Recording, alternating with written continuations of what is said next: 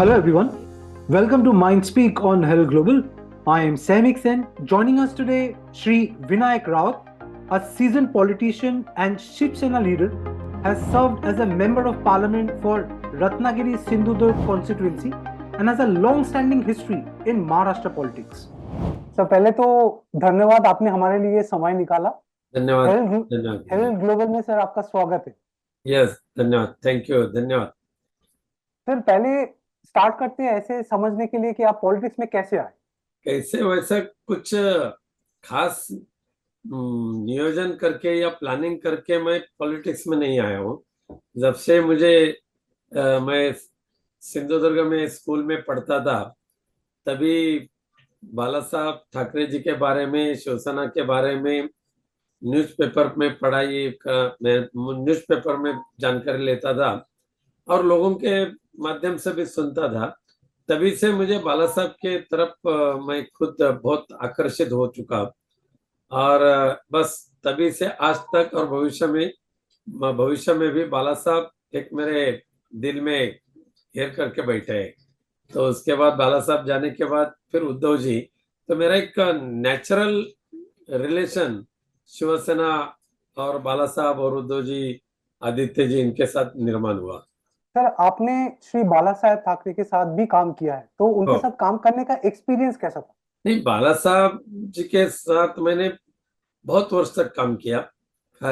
खास करके एक शिवसेना पदाधिकारी के रूप में तो किया, लेकिन जब मैं सेल टैक्स में मराठी स्टेनोग्राफर था तभी भी कभी कभी बाला साहब के पास मार्मिक के एडिटोरियल जो है उसका डिक्टेशन भी लेने के लिए मैं जाता था। अच्छा। कई बार गया तो उनके साथ बैठकर उनके हाथों से जो वो बिस्किट देते थे, चाय देते थे, वो भी मैंने खा चुका हूँ। उनके आशीर्वाद मुझे बहुत अच्छी तरह से मिले। अच्छा, माई कोंकण माई संकल्प, इसके बारे में हमें बताइए।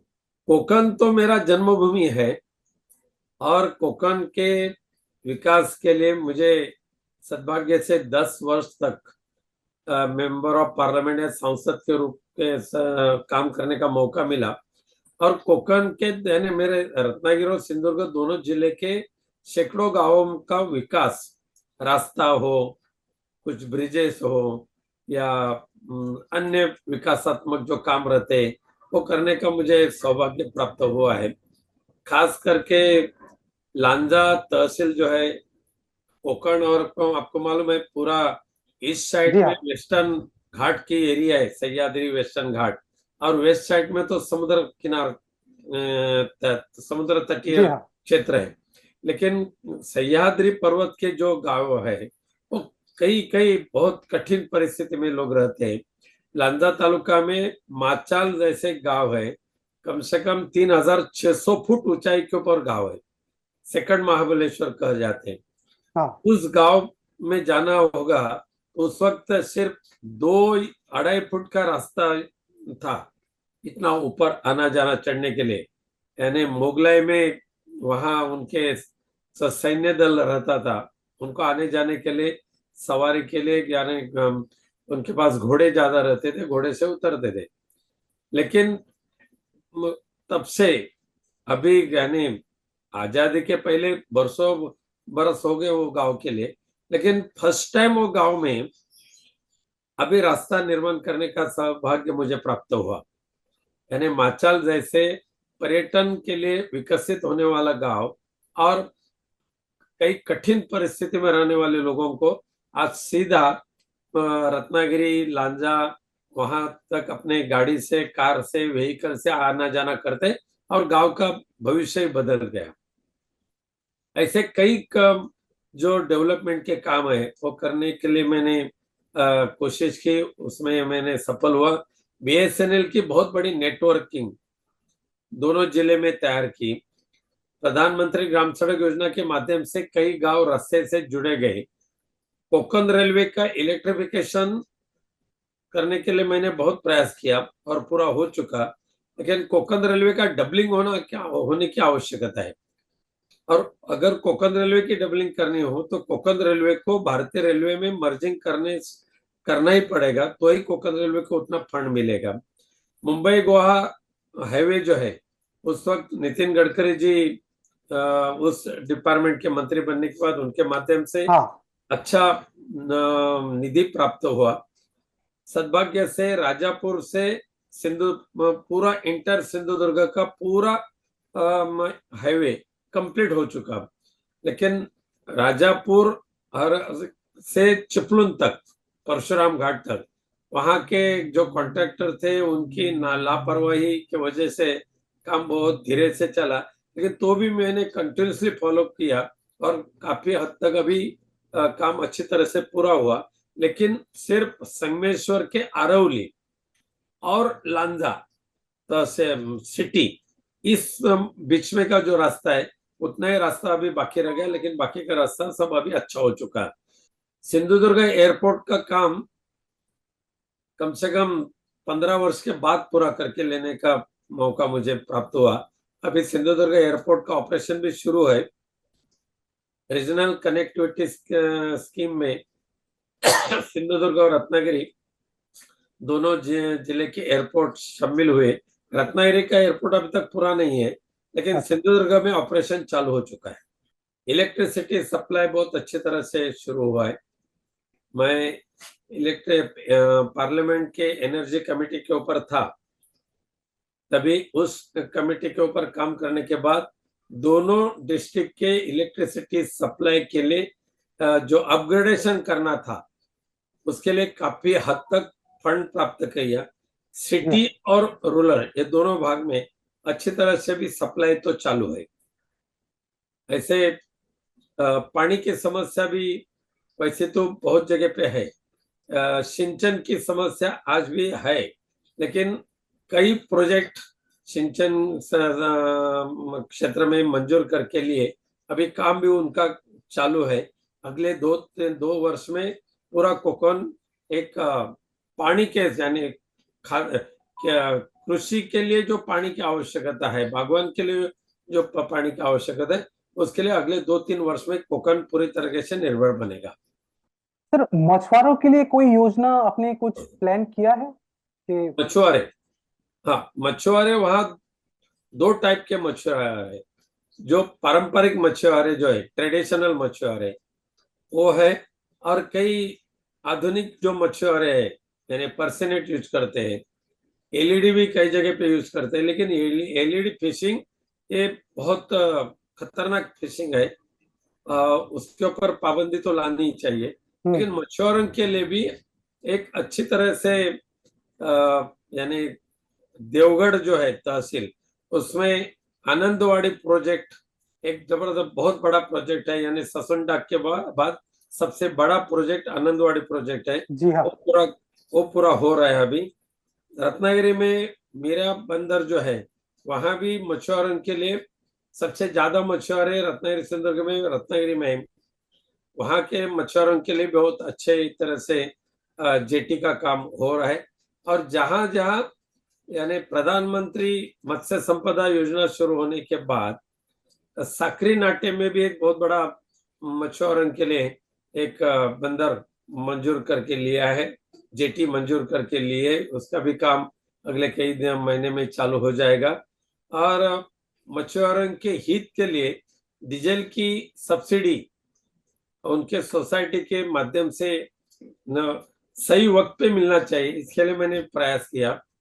साथ साथ में जो नॉन फिशिंग पीरियड रहता है, इस नॉन फिशिंग पीरियड में जो मच्छी बेचने वाली महिला जो रहती है या गरीब मछुआरे ट्रेडिशनल फिशिंग करके अपना गुजारा करते हैं, ऐसे लोगों को एक अनुदान देने की प्रावधान होना चाहिए। इसके लिए मैंने नॉन ऑफिशियल बिल भी लोकसभा में पेश किया था। बहुत ही बढ़िया। जो भी पॉसिबल है वो सब करने की कोशिश तो की थी। सर, आपने इतना समय पॉलिटिक्स में बिताए, आपका बहुत एक्सपीरियंस है, तो अभी जो ये 3 क्रिमिनल लॉ जो जारी हुआ है, तो आपके इसके ऊपर क्या राय है? मुझे ऐसा नहीं लगता कुछ आवश्यकता है वैसा कुछ उसकी नहीं। क्रिमिनल सारे के सारे क्रिमिनल लॉज या आईपीसी सेक्शन बदलाव करने की उसमें कुछ आवश्यकता थी, ऐसा मैं नहीं मानता हूँ। क्योंकि जो कानून था और कानून का अमल करने वाले थे, कानून का अमल करने वाले वही है। सिर्फ सेक्शन आईपीसी सेक्शन बना चेंज करके कुछ ज्यादा बदलाव होगा ऐसा मुझे नहीं लगता है। लोगों का कुछ फायदा होगा ऐसा मुझे नहीं लगता है। और जिस तरह से इसको किया गया, क्या मकसद है उसके बारे में वो तो उन्होंने स्पष्ट करना चाहिए। कुछ अनवांटेड जो कुछ गवर्नमेंट सोचते हैं काम करने के लिए, उसमें से ये कानून है। सर आप लोकसभा के लीडर रह चुके हैं, तो उसका रेस्पॉन्सिबिलिटीज और चैलेंजेस क्या रहते हैं? देखिए, शिवसेना पूरा एक गढ़ था, तभी भी मैं शिवसेना का फ्लोर लीडर था। तभी एक अच्छा यानी रूलिंग पार्टी के माध्यम से अच्छा रिस्पांस मिलते हैं। यानी ग्रुप लीडर, फ्लोर लीडर को प्रधानमंत्री जी के साथ मीटिंग होती है, सदन के कई प्रश्नों के बारे में गंभीरता से चर्चा करने के लिए मौका दिया जाता है, और पार्टी का डिसिप्लिन और पार्टी के जो इश्यूज है वहाँ अच्छी तरह से रखने का मौका वहाँ मिलता है।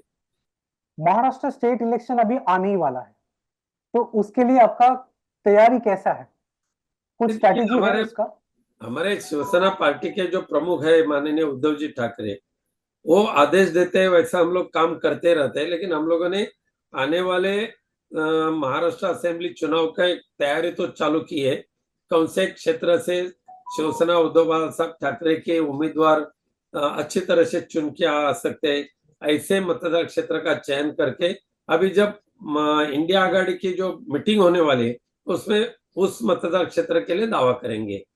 फिर उसके साथ साथ हमारे उद्धव जी ठाकरे जी ने भी अपने यानी गांव खेड़े में जाकर रैली करना, पदाधिकारियों को मिलना, ये भी काम अभी चालू किया है। 7 जुलाई को पहला उनका जो दौरा है वो संभाजी नगर में होने वाला है, मराठवाड़ा में। सर आप इतने टाइम से पॉलिटिक्स में है, तो क्रिटिसिज्म और राइवलरी को कैसे फेस करते हैं? क्रिटिसिज्म तो बहुत वक्त हम लोगों ने देखा है, कई बार देखा है। यानी शुरू में नारायण राणे ने शिवसेना छोड़ी नहीं है। नारायण राणे की शिवसेना से हकालपट्टी की गई थी, उसको बाहर निकाल दिया था साहब ने। उसके बाद राज ठाकरे थे, उसके पहले भी छगन भुजबल, गणेश नाइक, ऐसे कई लोग आ गए। लेकिन उसके बाद भी शिवसेना अपने ताकत से अच्छी तरह से बढ़ती रही। दुर्भाग्य से बाला साहब जाने के बाद भी माननीय उद्धव जी ठाकरे जी के नेतृत्व में भी शिवसेना का प्रोग्रेस रिपोर्ट जो है बहुत अच्छी तरह से रह चुका था। लेकिन केंद्र में सत्ता जो पार है भारतीय जनता पार्टी के माध्यम से, उन्होंने अपनी कपट नीति अच्छी तरह से चलाई और शिवसेना में 2 टुकड़ा करने में वो सफल हुए। उसमें एकनाथ शिंदे जी के साथ कम से कम 41 एमएलए गए, 13 एमपीज गए। लेकिन जो लोग गए उनको भारी संख्या से यानी भारी मात्रा से पैसे का लेन देन हुआ। हमारे मराठी में 50 को ओके, एकदम ओके, ऐसी कहावत है अभी चल रही है। और पैसे का लेन देन बहुत भारी मात्रा से हुआ।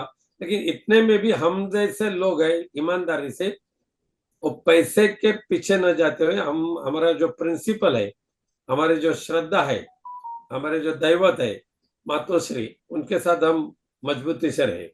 क्या शिवसेना यूबीटी के विचारधारा श्री बाला साहेब ठाकरे के विचारधारा से अलग है कि सेम विचारधाराओं पे अभी भी शिवसेना है? नहीं, अलग तो बिल्कुल नहीं हो सकती है।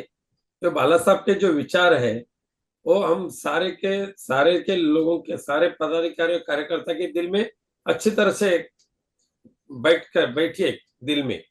उद्धव जी भी हिंदुत्व का नारा तो देते रहते ही है, हिंदुत्व के विचार हमेशा रखते हैं। लेकिन जब भारतीय जनता पार्टी ने शिवसेना और उद्धव जी ठाकरे जी के साथ बेईमानी की, तो भाजपा को सबक सिखाने के लिए हमारा जो विचार है, हमारे जो हिंदुत्व है, उसको कहाँ भी धक्का न देते हुए हम कांग्रेस और राष्ट्रवादी शरद पवार जी के साथ गए।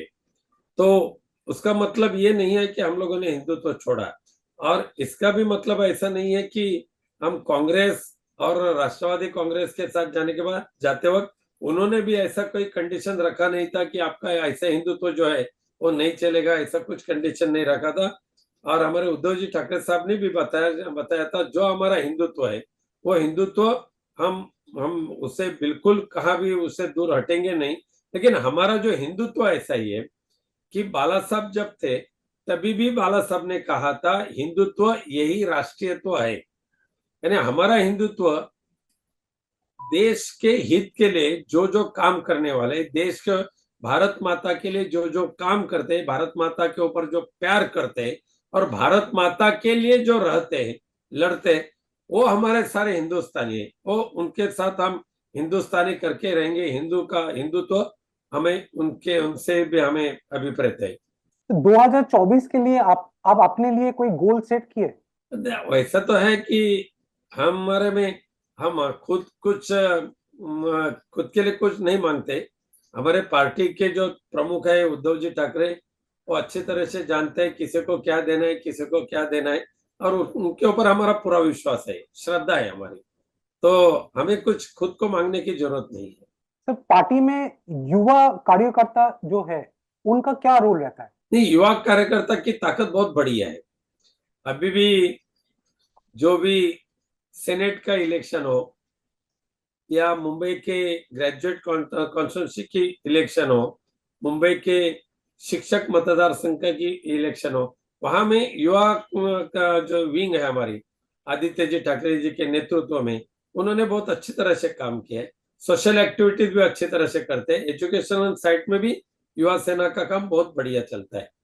सर, ये मेरा आखिरी सवाल है आपसे। हाँ, महाराष्ट्र के लिए, हमारे व्यूअर्स के लिए आपका क्या मैसेज है? नहीं, महाराष्ट्र को सुजलाम सुफलाम करने के लिए फिर एक बार इंडिया आघाड़ी का शासन और वो गवर्नमेंट आएंगे, तब हमारे उद्धव जी ठाकरे इनके नेतृत्व में इंडिया आघाड़ी का शासन आने के लिए हमें भगवती माता का, भवानी माता का आशीर्वाद मिले, और मतदारों का जो विश्वास है वो विश्वास वैसे ही रहे, और इस महाराष्ट्र को अच्छी तरह से उसका डेवलपमेंट में एक अच्छा टारगेट बनाने का काम उद्धव जी ठाकरे जी ने जो किया था वो हम आगे भी करते रहेंगे। धन्यवाद सर, आपने ये समय निकाला। बहुत अच्छा लगा आपसे बात करके। यह धन्यवाद। धन्यवाद जी।